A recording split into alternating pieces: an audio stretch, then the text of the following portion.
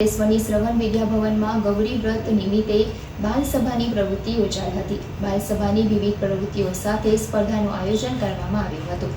બાલસભાની પ્રવૃત્તિઓમાં દરેક વિદ્યાર્થીઓ ખૂબ જ ઉત્સાહભેર ભાગ લીધો હતો।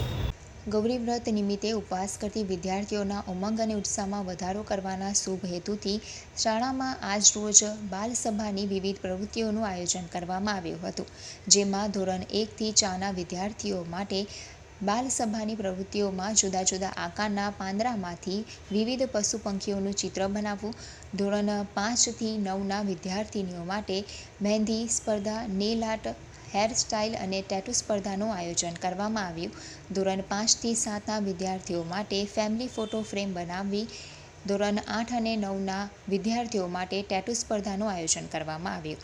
આ બાલસભાની પ્રવૃત્તિઓમાં દરેક વિદ્યાર્થીઓ ખૂબ જ ઉત્સાહપૂર્વક ભાગ લીધો। બાલસભાના આ કાર્યક્રમમાં શાળાના આચાર્ય દીપિકાબેન મોદી, પ્રાથમિક વિભાગમાં મુખ્ય મહેમાન ભારતીબેન પટેલ અને માધ્યમિક વિભાગમાં મુખ્ય મહેમાન શર્મિષ્ઠાબેન સુરતી ઉપસ્થિત રહી કાર્યક્રમની શોભામાં અભિવૃદ્ધિ કરી હતી। મુખ્ય મહેમાનોએ વિજેતા વિદ્યાર્થીનીઓને નંબર એનાયત કરી વિદ્યાર્થીઓમાં રહેલી કળાને બિરદાવી દરેકને પ્રોત્સાહિત કર્યા હતા। શાળાના પ્રમુખ કિશોરભાઈ સુરતીએ વિજેતા વિદ્યાર્થીઓને ખૂબ ખૂબ અભિનંદન પાઠવ્યા। બાલસભાની વિવિધ પ્રવૃત્તિઓ દ્વારા શાળાનું વાતાવરણ ખૂબ જ રમણીય બન્યું હતું।